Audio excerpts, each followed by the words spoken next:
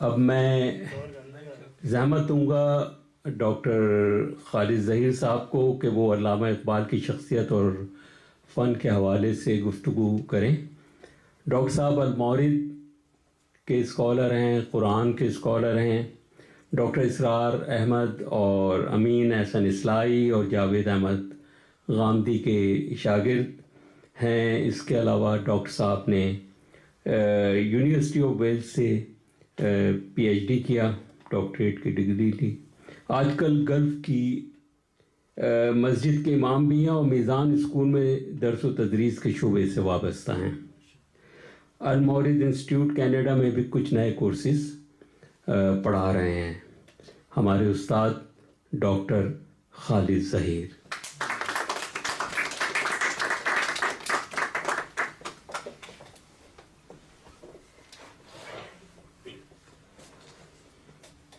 بسم اللہ الرحمن الرحیم. علامہ اقبال کی شاعری اور شخصیت پر خالد ظہیر گفتگو کرے گا. یہ واقعہ یا حادثہ اس لیے ہو رہا ہے کہ بندہ ناچیز یہاں قرآن مجید کو پڑھانے کی ایک کوشش کرتا ہے اور ہمارے بزرگوں کو یہ غلط فہمی ہوئی، چنانچہ اس کو علامہ اقبال کے بارے میں بھی کچھ معلوم ہوگا. یہ بھی غلط فہمی آپ کی دور ہو جائے گی، کیونکہ حکم تھا تو پھر مجھے کچھ نہ کچھ تو بولنا تھا. میں نے یہ سوچا کہ اس مشکل سے اب نکلنے کا کوئی راستہ تو ہے نہیں، تو میں اپنے کچھ تاثرات بیان کروں. یہ ایک ریالٹی ہے، میں آپ کو بتاؤں. میں ایک بالکل ہی آرڈنری سا آدمی ہوں. جب آپ جواب شکوہ پڑھ رہے تھے تو میں وہاں گیا تھا ٹیشو لینے کے لیے. علامہ Iqbal is mesmerizing, he is amazing, he is stunning. وہ دل میں گھس جاتا ہے اور جو زندگی، جو حرارت، جو روح پیدا کرتا ہے وہ بس ملائی کی طرف سے جس کو یہ سعادت حاصل ہو وہی کر سکتا ہے.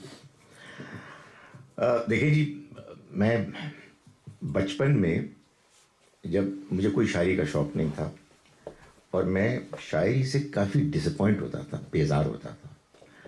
وجہ یہ تھی کہ میں دیکھتا تھا کہ یہ شاعر اچھے بھلے، ہم بچے ہوتے تھے، شاعر بڑی عمر کے بزرگ ہوتے تھے، خواتین پہ گفتگو کرتے تھے. تو میں سوچا کیا بدتمیزی ہے، وہ عشق معشوق اس کے علاوہ کچھ آتا ہی نہیں ہے. جہاں دیکھو شاعری، یہی فضول باتیں ہو رہی ہیں. And in comes Allama Iqbal. My goodness, وہ ایک اور دنیا ہے، وہ ایک اور دنیا کی بات کرے. وہی شاعری، وہی ردیف قافیہ، لیکن نہ جانے کہاں ہمیں لے جاتے ہیں. سو آئی ایم شیور کہ یہ آپ لوگوں نے بہت سنا ہوگا، چونکہ بچپن میں اس نے مجھے انفلوئنس کیا ہے. تو ریپیٹیشن کی مسئلے کے باوجود I would like to just repeat. میں اپنا بچپن یاد کرنا چاہتا ہوں جو ہم نے بہت اپنے اسکول میں پڑھی. لب پہ آتی ہے دعا بن کے تمنا میری. کیا بات ہے اس کی یار. زندگی شمع کی صورت ہو خدایا میری. مائی گڈنس، اگر یہ دل میں بیٹھ جائے یہ بات، زندگی شمع کی صورت ہو خدایا میری. دور دنیا کا میرے دم سے اندھیرا ہو جائے، ہر جگہ میرے چمکنے سے اجالا ہو جائے. واو.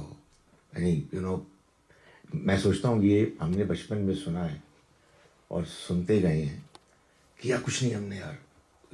اتنا امپیکٹ تھا اس کا. ہو میرا کام غریبوں کی حمایت کرنا، درد مندوں سے ضعیفوں سے محبت کرنا. اللہ اکبر. آنیسٹلی مطلب یہ سنا اور اس کو ایبزارب کیا تھا ہم نے. آئی ڈونٹ نو اس کا اثر کیوں نہیں ہوا. یہ دیکھیں آپ، میرے اللہ برائی سے بچانا مجھ کو، نیک جو راہ ہے اس راہ پہ چلانا مجھ کو. واو. یہ ہم سنتے تھے. پھر ایک اور چیز جس نے سادہ چیزیں تھیں مگر اتنی افیکٹو تھیں. ہمدردی. ٹہنی پہ کسی شجر کے تنہا، بلبل تھا کوئی اداس بیٹھا. کہتا تھا کہ رات سر پہ آئی، اڑنے چگنے میں دن گزارا، پہنچوں کس طرح آشیاں تک، ہر چیز پہ چھا گیا اندھیرا. سن کر بلبل کی آہوزاری، जुगनू कोई पास ही से बोला, हाजिर हूँ मैं मदद को तुम्हारी, कीड़ा हूँ अगरचे एक ज़रा सा।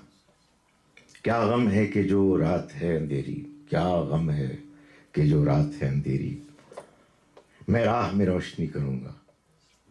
अल्लाह ने दी है मुझको मशाल, चमका के मुझे दिया बनाया। और कहाँ ख़त्म करते हैं, अल्लाह अकबर। हैं लोग वही जहाँ में अच्छे, आते हैं जो काम दूसरों के।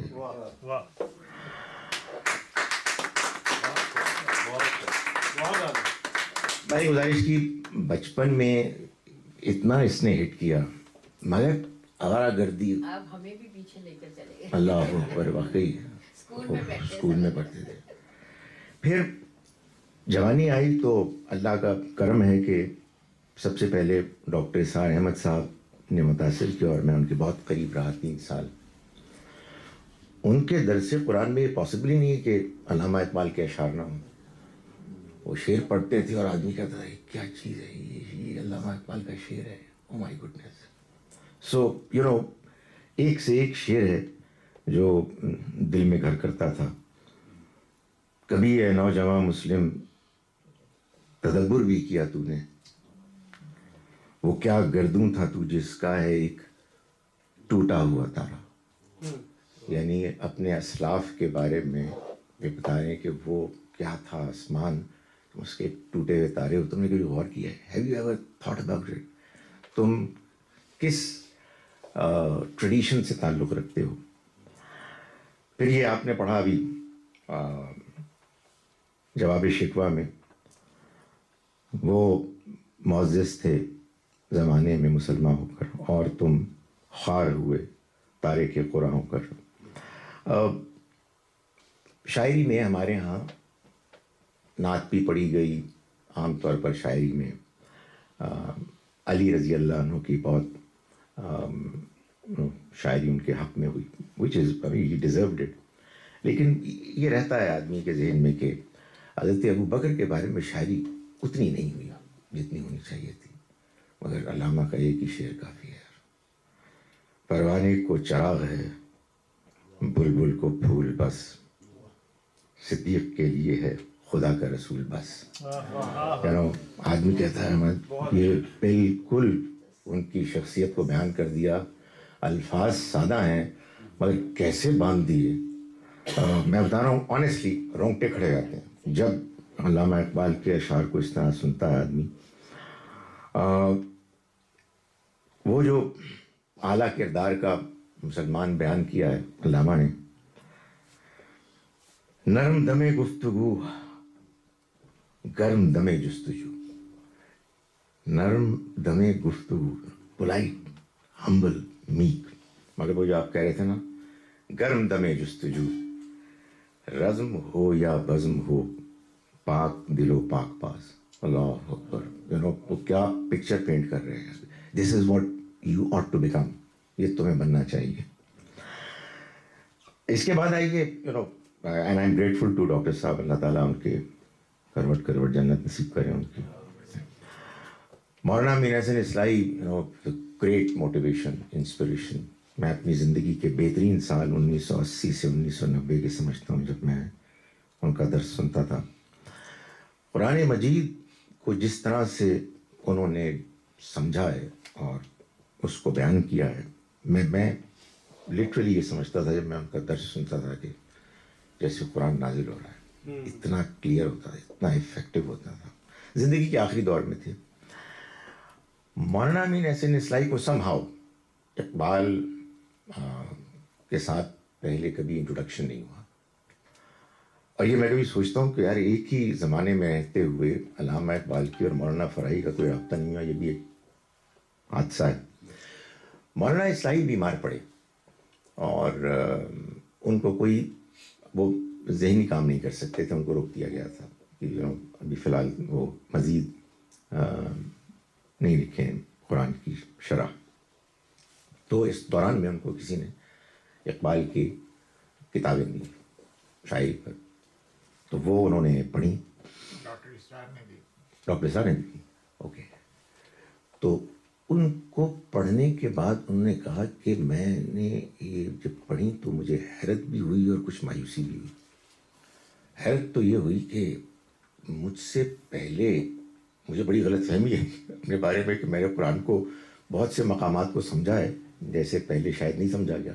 مجھ سے کہیں بہتر طریقے سے اقبال نے سمجھا اور کہیں بہتر طریقے سے بیان کیا, اور مایوسی اس کی ہے کہ اس کے باوجود وہی والی کچھ ہوا نہیں. دنیا نے ان کو سنا, دنیا نے سراہا. اقبال از آر ہیرو. مطلب اقبال کی تعریف میں ہم نے کوئی کنجوسی نہیں کی, مگر ان کے کلام کو ایبزارب کرنے میں میرا خیال ہے کہ کوتاہی ہوئی. غامدی صاحب بھی علامہ اقبال کے عشاق میں سے ہیں, اور جو کہہ لیجیے متاثرین میں سے, ہم سبھی متاثرین میں سے, اور بہت انفلوئنسڈ ہیں. ہمیں خیال و خامہ میں آپ ان کی شاعری دیکھیں تو آپ دیکھ لیں گے کہ وہ علامہ اقبال سے اتنے زیادہ انفلوئنسڈ ہیں کہ وہ ان کی شاعری کے اسٹائل میں نظر آتا ہے. آپ کو معلوم ہے کہ ہم جو قرآن مجید بیان کرتے ہیں تو ہم اس میں ایمفسائز کرتے ہیں نظم قرآن پر. تو شاید آپ کو معلوم ہے کہ نہیں کہ غامدی صاحب ایٹ لیسٹ ایک مرتبہ, ایک سے زیادہ مرتبہ, انہوں نے علامہ اقبال کی نظم, مشہور نظم مسجد قردبہ, وہ پڑھائی اس مقصد کے لیے کہ یہ سمجھایا جائے کہ دیکھو اس کا تم نے اگر نظم سمجھ لیا نا تو تمہیں قرآن کا نظم سمجھ آ جائے گی, یو نو. اور آبویسلی مطلب اقبال نے قرآن کو سمجھ کے لکھی تھی. سو یہ بھی ہے. اچھا جی, میں آخر میں دو باتیں اور کرنا چاہتا ہوں. ایک بات جو میری آبزرویشن ہے وہ یہ ہے کہ دیکھیں جس پاکستان میں ہم پیدا ہوئے پلے بڑھے, ظاہر اس سے پہلے انڈیا تھا, اس میں ایک واقعہ ہو گیا تھا. واقعات تو بہت ہوئے تھے, میں اس کو ایک واقعہ کہہ رہا ہوں. انگریز آیا تھا, جس انگریز کے ملک میں آپ سب نے الحمدللہ آ کے رہنے کا فیصلہ کیا بھی ہوئی. اور I mean we can see it that they are very impressive. بات یہ ہے کہ ایک دنیا, ایک نئی سویلائزیشن ہے اور ایک بہت سی خوبیاں ہیں ان میں. تو وہ جب آئے تھے they were colonial masters. سو انہوں نے بہت متاثر کیا تھا لوکلز کو. یہ تو خیر اب یہ بھی معلوم ہوتا ہے بہت ظلم بھی کیے تھے, لیکن میں وہ ڈسکرائب نہیں کر رہا. تو ہماری جو پڑھی لکھی ایلیٹ کلاس تھی وہ بہت متاثر تھے گوروں سے, انگریزی سے, انگریزیت سے, ان کے نظریات سے, ان کی سویلائزیشن سے, ان کے انداز سے. یہ ٹوپیاں داڑیاں جو ہے نا بہت زیادہ یونیورسٹیز وغیرہ میں یہ بعد میں آئی ہیں. علی گڑھ سے اس کے بعد جو ہے وہ دیور بہت زیادہ متاثر تھے.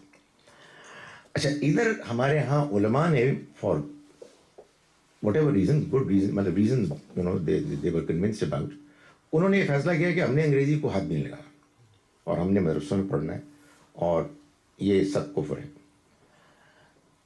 یو کین امیجن کہ جو گیپ آیا ہوگا کہ آپ اگر دیندار بھی رہنا چاہتے ہیں, دینی اسپرٹ بھی رکھنا چاہتے ہیں اور اس زمانے میں رہنا چاہتے ہیں تو پھر کہاں جائیں. تو ایک آواز تھی سر سید احمد خان کی. سر سید واز اے گریٹ مین, لیکن ان کے مذہبی نظریات جو تھے وہ ذرا اس میں مسائل تھے تو لوگ کنفیوز تھے.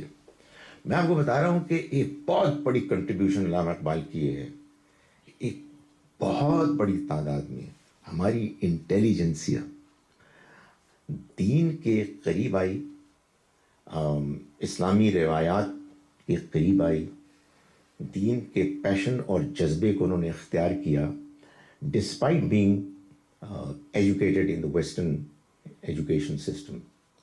And this is thanks to Iqbal, you know. کیونکہ میں ایک بات بتاؤں, میں یہ قرآن کے بارے میں لوگوں کو کہتا ہوں, پڑھنے والوں کو, کہ آپ اگر قرآن سے امپریسڈ نہیں ہیں نا, قرآن کا روب نہیں ہے آپ پہ, and you know for genuine reasons, مار کٹائی کی وجہ سے نہیں, ہمارے تو لوگ مار کٹائی کے لوگ بھگا دیتے ہیں. اگر آپ کا روب نہیں, آپ کو سمجھ نہیں آئے گا. تو آنیسٹلی اقبال نے روب ڈال دیا تھا. ایک بندہ ویسٹ سے پڑھ کے آیا ہے اور اس نے پی ایچ ڈی کی ہے اور ان کو اچھی طرح سے سمجھا ہے, اور پھر وہ اپنی شاعری میں بتا رہے ہیں کہ میں مسلمانوں, تمہیں اپنے دین, اپنی روایات سے وابستہ ہونا چاہیے, اس میں بڑی جان ہے. ان کا تو کچھ بھی نہیں ہے, یہ کھوکھلے ہیں.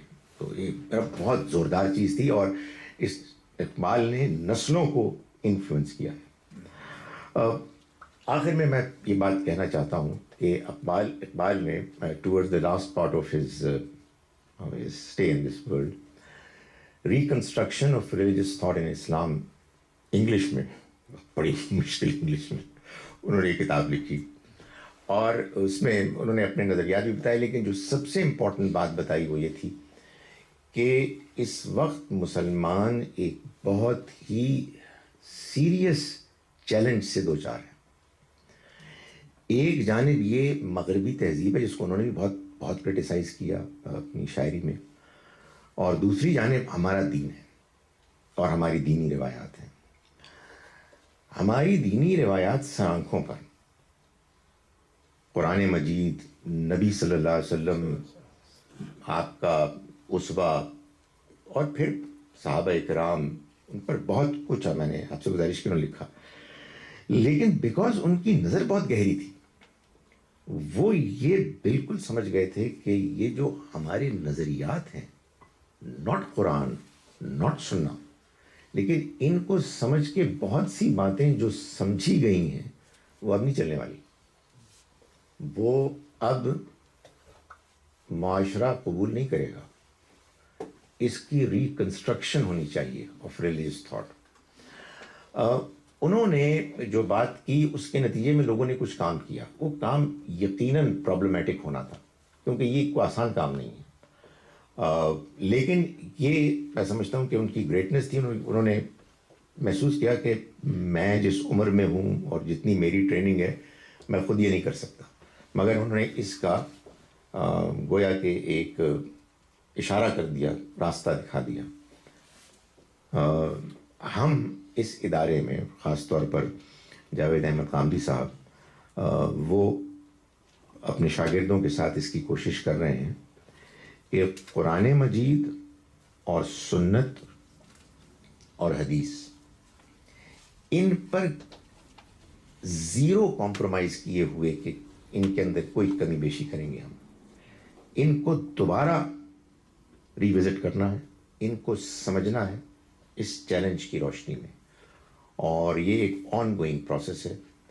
غلط فہمیاں پیدا ہوئیں ان کے بارے میں، اب وہ آہستہ آہستہ دور بھی ہو رہی ہیں، کیونکہ کام جتنا آگے بڑھ رہا ہے. تو ہماری ایک ہمبل سی ایفرٹ ہے جس کے تحت ہم سب جمع ہوئے ہیں. ہم ان چیزوں کو سمجھ رہے ہیں، ہم کچھ صحیح سمجھتے ہیں، اور میں نے ایک کوشش کی کہ میں اس کو لنک کروں اپنے عظیم شاعر مشرق علامہ اقبال کے کام، ان کے تھاٹ، ان کے نظریات اور ان کے بتائے ہوئے اس راستے کے ساتھ کہ جو انہوں نے اپنی انگلش کی کتاب میں بیان کیا. بہت شکریہ.